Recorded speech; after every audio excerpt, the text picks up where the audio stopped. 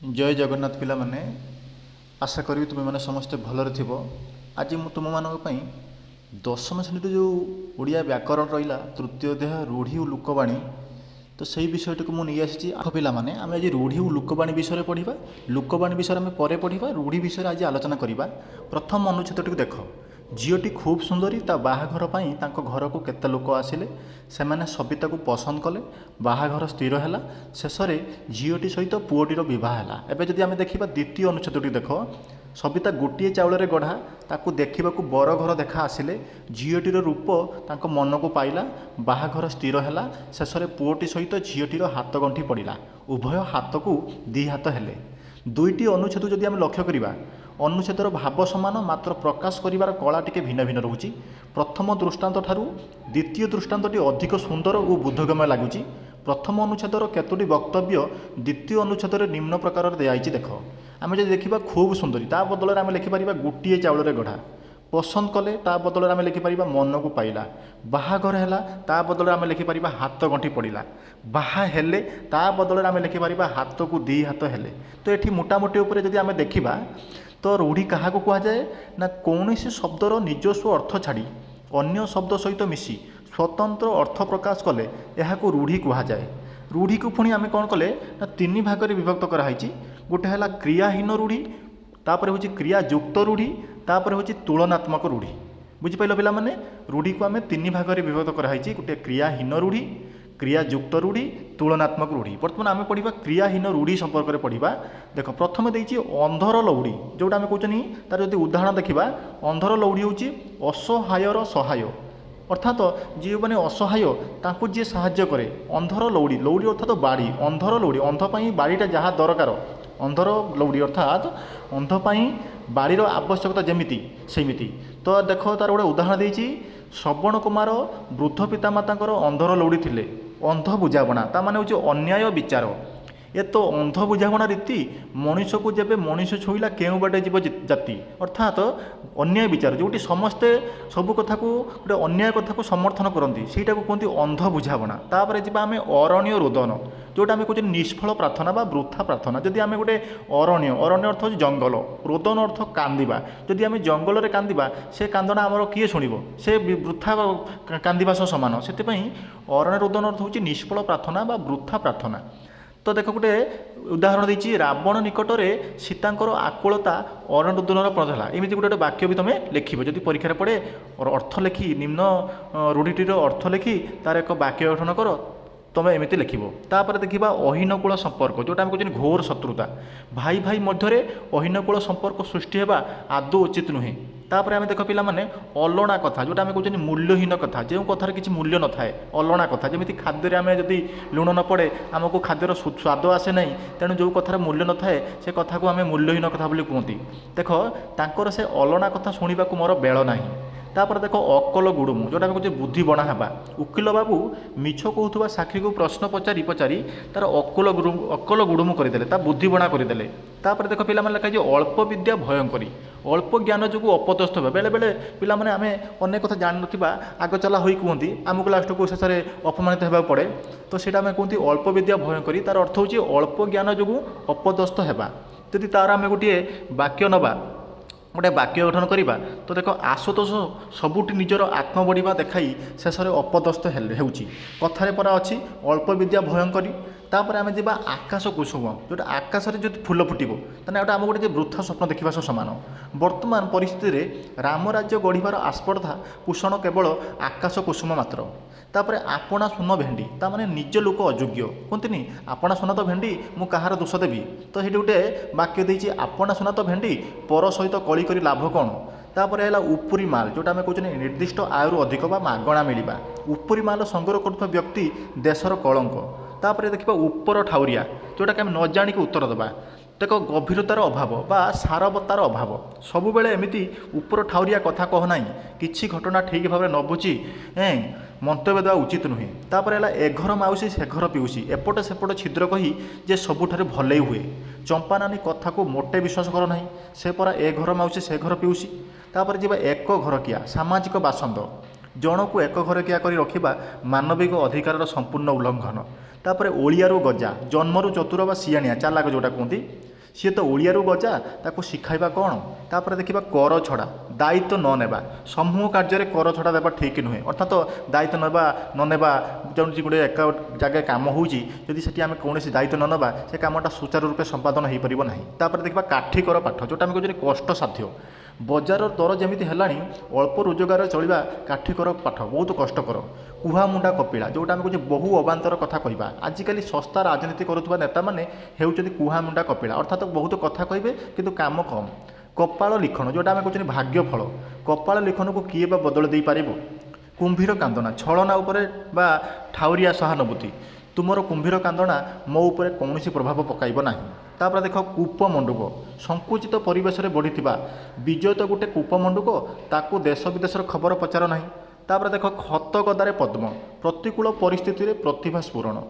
रेणाखोलर कंध परिवार जन्म होते भी कवि भीम भोई होते खतगदार पद्म सदृश गोटे चाउल गढ़ा जोटा आम कहते अति सुंदर पिलाटीर रूप बाहुनिबा किसी ना से पूरा गोटे चाउल गढ़ा गोठ खंडिया जोटा आम कहते असामाजिक व्यक्ति बा गोष्ठी अलग जब गोटे उदाहरण ना गोट खंडिया लोके अनेक असुविधा पड़े गोबर गणेश निर्बोध बा मूर्ख तार अर्थ हूँ निर्बोध बा मूर्ख तार जब आम गोटे वाक्य ना एवं भी समाज में साधारण हिसाब किताब जान ना अनेक गोबर गणेश अच्छा घर ढेंकी कुंभीर निज लोक शत्रु तांको भाई तांको पतनर कारण घर ढेंकी कुंभीर हेले से कहार दोष देबे घर बुड़ी पानी आंठुए अवस्था असंभाल हेबा विपद उपरे विपद देशर करज एते हेलानी जे घर बुड़ी पानी आंठुए तथापि नेता मानकर राजकीय अयस कमुनी घुषा बलद किछि न बुझी मुखस्थ करवा घुषा बलद हुई लाभ कौन पाठ टिके बुझा चेष्टा कर छुंची माछी परीक्षा बा परख जोटा आम कहते तन तन कर देखा सबू कथार एमती छुंची माछी परीक्षा कले चलबनी छक्का पंजा उभय पक्षर सतर्क भाव जंगल मध्य गतकाली पुलिस और चोरंग मध्य छक्का पंजा चली तापर देख पिला माने जपामाली जोटा आम कहते अति प्रिय नातीटी अजा आईकर जपामाली होईछि जीवन मूर्छा जोटा आप्राण उद्यम भारतीय हकी दल आंतर्जातीय स्तर में देशर गौरव रक्षापी जीवन मूर्छा संग्राम करुँच जोक मुहरे लुण माने गर्व भांगा अहंकार भांगा जगा गाँ लोक डराऊला हेले पुलिस आसीबार जुक मुहरे लुण परी रहिला तापर देख पिला माने झाड़ बुहा धन जोटा आम कहते कष्ट अर्जित झाड़ बुहा धन मनीष को प्रकृत शांति दिए झिमिटी खेलर महाभारत माने सामान्य घटनारू विराट कांड बा भयंकर परिस्थिति सूत्रपात डेंगा मुंडरे ठेंगा समस्त दृष्टि थिबा व्यक्ति उपरे विपदर मात्रा अधिक थाए ए अंचल जहाँ घटब समस्ते तोते दायी करेंगे कारण डेंगा मुंडरे ठेंगा ढोल भितर मूषा शत्रु गुप्तरे घरे लुचि रहा तू कौन गोपन रखिचु तो पुओ परा ढोल भितर मूषा तापर देखा तेलिया मुंडरे तेल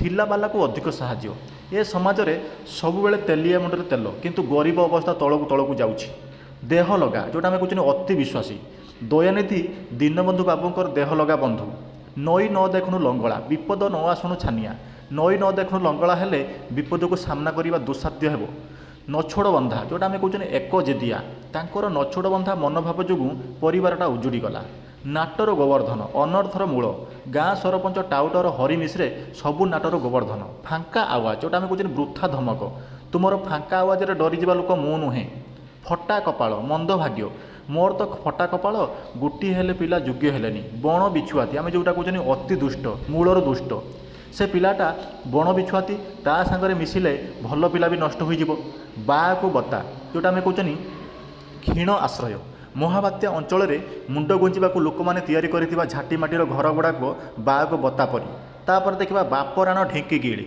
बाध्य करवा मु तो ए काम करिपारिबिनी बोली बारंबार कहली मते बाप राण ढेंकी गिड़ी कथा कहीं कौच बाहाघर बेले बैगण रुआ आगर प्रस्तुत न होई शेष मुहूर्त में कार्य आरंभ करवा परीक्षा बेले बही किणा बाहाघर बेले बैगण रुआ सहित सामान बाघ घरे मिरिकी नाट मुरबी अनुपस्थित विशृंखला सृष्टि करवा घरे बापा नथिबारु मुना घर को पकाउची उठाउची ए तो बाघ घरे मिरिगर नाट चली बिराड़ी वैष्णव बा आम जोटा कहते बक धार्मिक तार अर्थ हूँ ठक आम जब गोटे वाक्य नवा धर्म प्रचार ना रे अनेक बिराड़ी वैष्णव साधु रूप में आम समाज में बुलूँ बोझ उपर नलिता बिड़ा दुख उपर दुख तांकर स्वामी दुर्घटन प्राण हराइले परे परे पुओटी चलीगला एबे तांको अवस्था बोझ उपर नलिता बिड़ा भली रांडी पुओ अनता लंगला कटोरी चारि दौड़ी कटा ए सबुर अर्थ हूँ अनायत बा शासनर बाहर तांको घर दुआर भाई बंधु माया ममता बोली किछि नाही ସେ ରାଣ୍ଡି ପୁଆ ଅନନ୍ତା ପରି ବୁଲୁଛି, ହାତ ବାରିଛି, ଯାହାର ସାହାଯ୍ୟରେ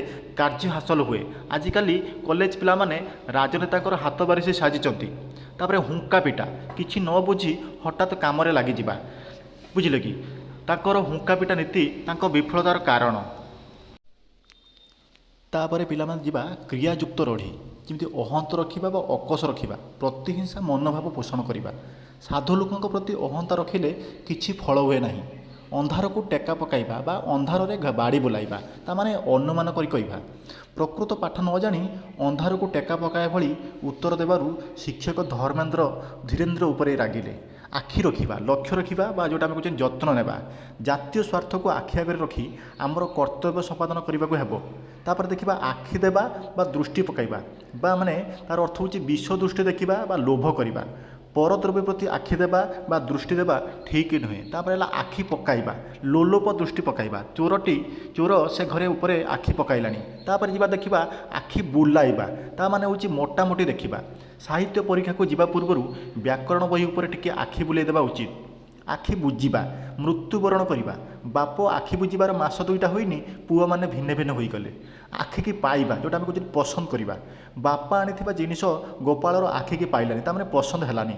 ଆଖି ପାଇବା, କଳନା କରିବା ବା ଚାଲାକ ହେବା। ନିର୍ମଳ ତ ଆଖି ପାଇଲାଣି, ଏକୁଟିଆ ତାକୁ କଟକ ଯିବାକୁ ମନା କରୁଛ କାହିଁକି? ଆଖିରେ ଧୂଳି ଦେବା, ଠକି ଦେବା। କୃତଘ୍ନ ଲୋକ କେଉଁ ମୁହୂର୍ତ୍ତରେ ଆଖିରେ ଧୂଳି ଦେଇଦେବ ଠିକ୍ ନାହିଁ। ଆଡ଼ ଆଖିରେ ନ ଚାହିଁବା, ସାମ୍ନାରେ ଦୃଷ୍ଟି ନ ଦେବା ବା ସମ୍ପର୍କ ନ ରଖିବା। ଅଧିକାଂଶ ଧନୀ ଲୋକମାନେ ଗରିବଙ୍କୁ ଆଡ଼ ଆଖିରେ ଚାହାନ୍ତି ନାହିଁ। ଆ ବଳଦ ମୋତେ ବିନ୍ଦ, ବିପଦକୁ ଡାକି ଆଣିବା। ଅନ୍ୟ ଦେଶର ଅପରାଧୀମାନଙ୍କୁ ଆମ ଦେଶରେ ସ୍ଥାନ ଦେବା ମାନେ ଆ ବଳଦ ମୋତେ ବିନ୍ଦ ସହିତ ସମାନ। ଉଷୁନା ଧାନ ଗଜା ହେବା, ଯେଉଁଟା ଆମେ କହୁଛେ ଅସମ୍ଭବ ସମ୍ଭବ ହେବା। ତାଙ୍କ ପୁଅଟି ବ୍ୟାଧିମୁକ୍ତ ହେଲାନି ଯେ ଜାଣ ଉଷୁନା ଧାନ ଗଜା ହେବା, ତା'ମାନେ ଅସମ୍ଭବ ଭାବରେ ସେ ଯେଉଁଟା ଆମେ ମାନେ ଅସମ୍ଭବ ବୋଲି ଭାବିଥିଲେ ତାହା ସମ୍ଭବ ହେଲା। ତା'ମାନେ ଉଷୁନା ଧାନ ଗଜା ହେବା ସହ ସମାନ। ଉପରେ ପଡ଼ି କହିବା ବା ଆବୁଡ଼ା ପଡ଼ିବା, ନ ପଚାରୁଣୁ କହିବା, ଅନ୍ୟ କଥା ନ ଶୁଣୁ କହିବା। ତା'ର ହେଉଛି ବାକ୍ୟ ହେଲା ଉପରେ ପଡ଼ି କହିବା, ତା'ର ଗୋଟିଏ ମନ୍ଦ ଅଭ୍ୟାସ। କପାଳ ଖୋଲିବା, ଯେଉଁଟା ଆମେ କହୁଛେ ଭଲ ବେଳ ପଡ଼ିବା, ଉନ୍ନତି ହେବା। ରାମବାବୁଙ୍କର ପଦୋନ୍ନତି ସାଙ୍ଗକୁ ପୁଅ ଚାକିରି ପାଇଲା, ତାଙ୍କର କପାଳ ଖୋଲିଗଲା ଜାଣ। କପାଳ ଫାଟିବା, ଯେଉଁଟା ଆମେ କହୁଛେ ସର୍ବନାଶ ହେବା। ମହାବାତ୍ୟା ପରେ ପୁଣି ମରୁଡ଼ି ହେବାରୁ ଲୋକଙ୍କ କପାଳ ଫାଟିଲା। କଳା କାଠ ପଡ଼ିଯିବା ବା ମଳିନ ପଡ଼ିଯିବା। ପରୀକ୍ଷାରେ କପି କରି ଧରା ପଡ଼ିଯିବାରୁ ଛାତ୍ରଟି ପ୍ରଧାନ ଶିକ୍ଷକକୁ ଦେଖି କଳା କାଠ ପଡ଼ିଗଲା, ତା'ମାନେ ଭୟ ପାଇଗଲା। ମଳିନ ପଡ଼ିବା, ମୁହଁ ମଳିନ ପଡ଼ିଗଲା। କଟା ଘାରେ ଚୂନ ଦେବା, ଯନ୍ତ୍ରଣା ଉପରେ ଯନ୍ତ୍ରଣା ଦେବା। ହରିର ଦୋଷ ନ କରି ଜରିମାନା ଦେଲା, ପୁଣି ତାକୁ ବାସନ୍ଦ କଲେ କଟା ଘାରେ ଚୂନ ଦେବା ଭଳି ହେବ। କଳା କନା ବୁଲାଇବା, ସର୍ବସ୍ୱ ଲୁଟି ନେବା, ସର୍ବନାଶ କରିବା। ତା'ମାନେ ଚୋରମାନେ ଗତ ରାତିରେ ଜମିଦାର ଘରୁ ସମସ୍ତ ଜିନିଷ ଲୁଟି ନେଲେ, କଳା କନା ବୁଲାଇ ଦେଇଛନ୍ତି। ତାପରେ ଦେଖିବା ପିଲାମାନେ କାମରେ ହାତ ଦେବା, କାର୍ଯ୍ୟ ଆରମ୍ଭ କରିବା। ବୁଦ୍ଧିମାନ ଲୋକ କୌଣସି କାମରେ ହାତ ଦେବା ପୂର୍ବରୁ ସେ ବିଷୟରେ ଟିକିନିକି ବୁଝିଥାନ୍ତି। କାନରେ ହାତ ଦେବା, ଆଶ୍ଚର୍ଯ୍ୟ ହେବା, ଯେଉଁଟା କହୁଛନ୍ତି। ତାଙ୍କର ଡାହା ମିଛ କଥା ଗୁଡ଼ା ଶୁଣି ମୁଁ କାନରେ ହାତ ଦେଲି। କାଠ ହୋଇଯିବା, ମାନେ ଜଡ଼ ପାଲଟିଯିବା। କାତର ହେବା, ପୁତ୍ରର ମୃତ୍ୟୁଜନିତ ଦୁଃସମ୍ବାଦ ପାଇବା ପରେ ମା କ୍ଷଣକାଳ କାଠ ପାଲଟି ଗଲେ। କୁହୁଡ଼ି ପହଁରିବା, ବୃଥା ପରିଶ୍ରମ କରିବା, ବୃଥା ପ୍ରୟାସ କରିବା। ଯେଉଁଟା ଆଜିକାଲି ନେତାମାନେ କଥାରେ ବିଶ୍ୱାସ କରିବା କୁହୁଡ଼ି ପହଁରିବା ସହିତ ସମାନ। ଖାଲରେ ପକାଇବା, ବିପଦରେ ପକାଇବା। ସେ ନିଜର ସ୍ୱାର୍ଥ ସିଦ୍ଧି ପାଇଁ ଯେକୌଣସି ଲୋକଙ୍କୁ ଖାଲରେ ପକାଇବାକୁ କୁଣ୍ଠିତ ହୁଅନ୍ତି ନାହିଁ। ଖିଅ କାଢ଼ିବା, କଥାକୁ ଘାଣ୍ଟି ଘାଣ୍ଟି ଦୋଷ ଖୋଜିବା। ଖଳ ଲୋକମାନେ ସବୁ କଥାକୁ ଖିଅ କାଢ଼ିଥାନ୍ତି। ଖାଇବା ପତରରେ ଧୂଳି ଦେବା, ଜୀବିକା ଛଡ଼ାଇ ନେବା। ଆକ୍ରୋଶମୂଳକ ଭାବରେ ଚାକିରିରୁ ନିଲମ୍ବନ କରିବା ମାନେ ଖାଇବା ପତରରେ ଧୂଳି ଦେବା ବ୍ୟତୀତ ଅନ୍ୟ କିଛି ନୁହେଁ। ଗୁଜୁରାଣ ମେଣ୍ଟାଇବା, କଷ୍ଟ ସହି, ମାନେ କଷ୍ଟ କରି କୌଣସି ମତେ ଚଳିବା। ଗତ ମହାବାତ୍ୟରେ ଘରଦ୍ୱାର ଚାଷବାସ ସବୁ ଗଲା ପରେ ମୂଲ ମଜୁରୀ ଲାଗି ବାପା କୌଣସି ପ୍ରକାରେ ଗୁଜୁରାଣ ମେଣ୍ଟାଉଛନ୍ତି। ତାପରେ ଯିବା ଗାଲରେ ହାତ ଦେବା, ଚିନ୍ତିତ ହେବା। ପୁଅଟି ପରୀକ୍ଷାରେ ଫେଲ୍ ହେବାରୁ ବାପା ଗାଲରେ ହାତ ଦେଇ ବସିଛନ୍ତି, ମାନେ ଚିନ୍ତିତ ହୋଇ ବସିଛନ୍ତି। ଗୋଡ଼ ହାତ ଧରିବା, ବିନମ୍ର ଗୁହାରି କରିବା। ଝିଅଟିର ବାହାଘର ସୁରୁଖୁରୁରେ ତୁଲାଇ ଦେବାକୁ ଗରିବ ବାପା ସବୁ ବନ୍ଧୁବାନ୍ଧବଙ୍କ ଗୋଡ଼ ହାତ ଧରିଲେଣି। ଗୋଡ଼ ଟେକି ବସିବା, ପ୍ରସ୍ତୁତ ହୋଇ ରହିବା। ନନ୍ଦନକାନନ ବୁଲିଯିବା ପାଇଁ ପିଲାଏ ଗୋଡ଼ ଟେକି ବସିଛନ୍ତି। ଚଳୁ କରିଦେବା, ମାନେ ସବୁ ଶେଷ କରିଦେବା। ଲୋକଟିର ଧର୍ମ ଅଧର୍ମ ବିଚାର କିଛି ନାହିଁ, ଜନସାଧାରଣଙ୍କ ପାଣ୍ଠିକୁ ଚଳୁ କରିଦେଲାଣି। ଚାଲିଲା ଶଗଡ଼ରେ ହାତ ଦେବା, ଅତି ଦୁଷ୍ଟାମି କରିବା। ରାନୁ ଅବାର ଛୁଆ ଦୁଇଟା ଚାଲିଲା ଶଗଡ଼ରେ ହାତ ଦେବା ପିଲା। ତାପରେ ଚିତା କାଟିବା, ଠକିବା। ଅନେକ ଭଣ୍ଡ ସାଧୁ ଅଛନ୍ତି ଯେଉଁମାନେ କି ଧର୍ମ ନାମରେ ଲୋକଙ୍କୁ ଚିତା କାଟୁଛନ୍ତି। ନାଁ କରିବା ଅର୍ଥାତ୍ ସୁନାମ ଅର୍ଜନ କରିବା। ଯଦି ଆମେ ବାକ୍ୟ ଦେଖିବା, ଧର୍ମପଦ ଭଳି ଦେଶରେ ନାଁ କରିବା ପ୍ରତ୍ୟେକ ଛାତ୍ରଛାତ୍ରୀଙ୍କର ଲକ୍ଷ୍ୟ ହେବା ଉଚିତ। ନାଁ ରଖିବା, ଯଶ ରଖିବା। ବିଦେଶକୁ ପଢ଼ିବା ପାଇଁ ଗଲାବେଳେ ବାପା କହିଲେ, ତୁ ଆମ ବଂଶର ନାଁ ରଖିବୁ, ଏତିକି ମୋର କାମନା। ନାକ ଛିଞ୍ଚାଡ଼ିବା, ବିରକ୍ତ ହେବା, ସବୁ କଥାରେ ତାଙ୍କର ନାକ ଛିଞ୍ଚାଡ଼ିବା ପ୍ରକୃତିକୁ କେହି ପସନ୍ଦ କରନ୍ତି ନାହିଁ। ନାକ ଟେକିବା ମାନେ ଘୃଣା କରିବା। ତାର ଯଦି ଆମେ ବାକ୍ୟ ନେବା, ରୋଗୀ ସେବା କଲାବେଳେ ନାକ ଟେକିବା ଉଚିତ ନୁହଁ। ନାକେ ଦମ କରିବା, ଅଥୟ କରିବା। ଜରୁଆ ଦେହରେ ସର୍କସ ଦେଖିବାକୁ ଯିବ ବୋଲି ପିଲାଟି କାନ୍ଦି କାନ୍ଦି ନାକେ ଦମ କଲାଣି। ପିଠିରେ ପଡ଼ିବା, ସାହା ହେବା। ଯେତେ କହିଲେ ବି ପାଠ ପଢ଼ୁନୁ, ଫେଲ୍ ହେଲେ କେହି ପିଠିରେ ପଡ଼ିବେନି। ଫସର ଫାଟିବା, ବ୍ୟର୍ଥ ହେବା। ଗୋଟିଏ ବୋଲି ପୁଅର ଉଚ୍ଚଶିକ୍ଷା ପାଇଁ ବାପା କେତେ କ'ଣ ଯୋଜନା କରିଥିଲେ, କିନ୍ତୁ ପୁଅଟି ମ୍ୟାଟ୍ରିକ୍ ପରୀକ୍ଷାରେ ଫେଲ୍ ହେବାରୁ ତାଙ୍କର ସବୁ ଯୋଜନା ଫସର ଫାଟିଲା। ଫଟେଇ ହେବା, ଗୋଟିଏ କଥାକୁ ବାରମ୍ବାର ପଚାରିବା। ଥରେ କହିଲେ ଶୁଣିପାରିଲୁନି ଯେ ଏତେ ଥର ଫଟେଇ ହେଉଛୁ। ବାଟ କାଟିବା, ନିଜ ସୁବିଧା ଦେଖିବା। ସ୍ୱାର୍ଥପର ଲୋକମାନେ କାହା କଥା ବିଚାର ନ କରି ନିଜ ନିଜର ବାଟ କାଟି ଦୂରେଇ ଯାଆନ୍ତି। ବାଟ ଭାଙ୍ଗିବା, ଉପେକ୍ଷା କରିବା। ବିପଦରେ ପଡ଼ିଥିବା ଲୋକଙ୍କୁ ସାହାଯ୍ୟ ନ କରି ବାଟ ଭାଙ୍ଗି ଚାଲିଯିବା ଠିକ୍ ନୁହଁ। ବାଟ ମାରଣା ହେବା, ମଝିରେ ଅନ୍ୟ ଦ୍ୱାରା ଅପହୃତ ହୋଇଯିବା। ବାତ୍ୟା ସମୟରେ ଦେଶ ବିଦେଶରୁ ଆସିଥିବା ଦ୍ରବ୍ୟଗୁଡ଼ିକ ବାଟ ମାରଣା ହେଲା ବୋଲି ଲୋକେ କହୁଛନ୍ତି। ବିରାଡ଼ି ଛିଙ୍କିବା, ଅନୁକୂଳ ବିଗିଡ଼ି ଯିବା। ସଙ୍ଗେ ସଙ୍ଗେ ଯାଇଥିଲ ଅଥଚ ଫେରିଆସିଲ ଯେ କ'ଣ ବିରାଡ଼ି ଛିଙ୍କିଲା କି?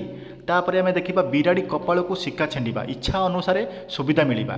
ପ୍ରଦର୍ଶନୀ ଦେଖିଯିବାକୁ କହି କେହି ସାଙ୍ଗ ମିଳୁନଥିଲେ। ବିରାଡ଼ି କପାଳକୁ ଶିକା ଛିଣ୍ଡିଲା ପରି ସାନମାମୁଁ ଆସି ପହଞ୍ଚିଗଲେ। ଭାଲୁ ଧରାଇବା, କୌଶଳ କରି ଜଞ୍ଜାଳଗ୍ରସ୍ତ କରାଇବା। ନିଜ ସୁବିଧା ପାଇଁ ଅନ୍ୟ କାହାକୁ ଭାଲୁ ଧରାଇ ନିଜେ ଖସିଯିବା ବିବେକୀ ଲୋକର କାର୍ଯ୍ୟ ନୁହଁ। ଭୂତ ଖାଇବା, ଅନ୍ୟ ହାତରେ ପଡ଼ିବା। ମୃତ୍ୟୁ ପରେ କୃପଣ ଲୋକର ସଞ୍ଚିତ ଧନ ଭୂତ ଖାଆନ୍ତି, ଅର୍ଥାତ୍ ନଷ୍ଟ ହୁଏ, ସେ କୌଣସି କାମରେ ଲାଗେ ନାହିଁ। ମହରଗରୁ ଯାଇ କାନ୍ତାରରେ ପଡ଼ିବା, ତାମାନେ ସାମାନ୍ୟ ବିପଦରୁ ଯାଇ ବଡ଼ ବିପଦରେ ପଡ଼ିବା। ବନ୍ୟା ଭୟରେ ନଦୀ କୂଳ ଛାଡ଼ି ଅନ୍ୟତ୍ର ଘର କରି ରହିଲେ ଯେ ସେଠି ସବୁ ବର୍ଷ ମରୁଡ଼ି। ମହରଗରୁ ଯାଇ କାନ୍ତାରରେ ପଡ଼ିବା ସାର ହେଲା। ଚିତା କାଟିବା, ଅନ୍ୟକୁ ଠକିବା। ଭଦ୍ର ବେଶଧାରୀ ଅନେକ ଲୋକ ଅଛନ୍ତି ଯେଉଁମାନେ କି ସାଧାରଣ ଲୋକଙ୍କୁ ନାନା ଭାବରେ ଚିତା କାଟୁଛନ୍ତି। ଛାତିକି ପଥର କରିବା, ଧୈର୍ଯ୍ୟ ଧରିବା।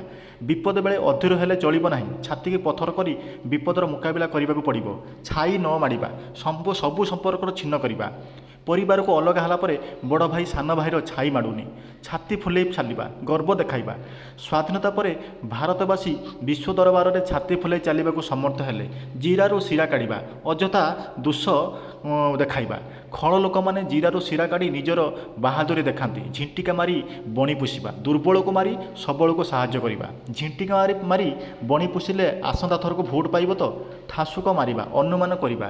ତୁମର ପ୍ରକୃତ ଜ୍ଞାନ ନାହିଁ, ତୁମେ ଖାଲି ଠାସୁକ ମାରୁଛ। ତଳେ ପକାଇବା, ତାର ଅର୍ଥ ହେଉଛି ଅମାନ୍ୟ କରିବା।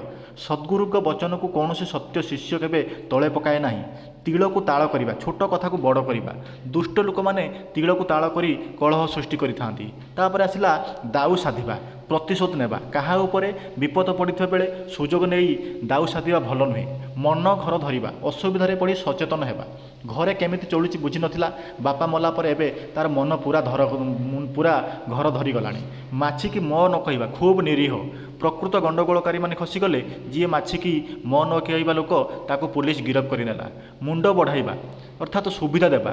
ବାପା ମା ଗେହ୍ଲା କରି ଅନେକ ସମୟରେ ପିଲାଙ୍କ ମୁହଁ ବଢ଼ାଇ ଦିଅନ୍ତି, କିନ୍ତୁ ପରେ ଅନୁତାପ କରନ୍ତି। ମୁହଁ ଦେବା, ପ୍ରଶ୍ରୟ ଦେବା। ଛୋଟ ପିଲାକୁ ଏତେଟା ମୁହଁ ଦେବା ଠିକ୍ ନୁହେଁ। ମୁଣ୍ଡ ଝାଳ ତୁଣ୍ଡ ମାରିବା, କଠିନ ପରିଶ୍ରମ କରି ପେଟ ପୋଷିବା। ଭଲ ଘର ଖଣ୍ଡେ କରିବ ବୋଲି ମୁଣ୍ଡ ଝାଳ ତୁଣ୍ଡ ମାରି ସେ ଯାହା ସଞ୍ଚୟ କରିଥିଲା ସବୁତକ ଚୋର ନେଇଗଲେ। ମୁଣ୍ଡକୁ ତେନ୍ତୁଳିଆ ବିଛ କାମୁଡ଼ିବା, ଭୀଷଣ ଚିନ୍ତାରେ ପଡ଼ିବା। ଝିଅ ବାହାଘର ନାଁ ଧରୁନଥିଲେ, ଏବେ ଝିଅର ବୟସ ଗଡ଼ିଯିବାରୁ ତାଙ୍କ ମୁଣ୍ଡକୁ ତେନ୍ତୁଳିଆ ବିଛ କାମୁଡ଼ିଲାଣି। ରକ୍ତ ଚାଉଳ ଚୋବାଇବା, ରାଗ ଜର୍ଜରିତ ହେବା। ବିଚାରରେ ଦୋଷୀ ସାବ୍ୟସ୍ତ ହେବାରୁ ସମସ୍ତଙ୍କ ଉପରେ ଖାଲି ସେ ରକ୍ତ ଚାଉଳ ଚୋବାଉଛି। ସୁଅ ମୁହଁରେ ଯିବା ମାନେ ପଡ଼ିବା। ବୃଥାରେ ଧନ ଦୌଲତ ଉଜାଡ଼ି ଦେବା। ପୁଅ ଅଯୋଗ୍ୟ ହେଲେ ବାପର ସବୁ ଧନ ସୁଅ ମୁହଁରେ ଯାଏ। ହାତ ଧରିବା, ବିବାହ କରିବା। ନେହୁରା ହେବା, ଗୁଣୀ ପୁରୁଷର ହାତ ଧରିବାକୁ ସବୁ ଝିଅ ଇଚ୍ଛା କରନ୍ତି। ଆଉ ବି ହେଇପାରିବ, ମୁଁ ଆପଣଙ୍କ ହାତ ଧରୁଛି, ମୋତେ ଏଇଥର କ୍ଷମା କରିଦିଅନ୍ତୁ। ନେହୁରା ହେଉଛି ଯେଉଁ ପିଲା। ହାତ କରିବା, କୌଶଳରେ ଆୟତ୍ତ କରିବା। ଅନ୍ୟ ପକ୍ଷରେ ସାକ୍ଷୀମାନଙ୍କ ହାତ କରି ସେ ମକଦ୍ଦମା ଜିତିଗଲେ। ହାତରେ ନ ମାରି ଭାତରେ ମାରିବା, କୌଶଳରେ ଜୀବିକା ବା ବୃତ୍ତିରୁ ଉଚ୍ଛେଦ କରିବା। ଶ୍ରମିକମାନଙ୍କୁ ହାତରେ ନ ମାରି ଭାତରେ ମାରିବା ନୀତି ଯୋଗୁଁ ତାଙ୍କ କାରଖାନାରେ ସବୁବେଳେ ଧର୍ମଘଟ ଲାଗି ରହିଛି।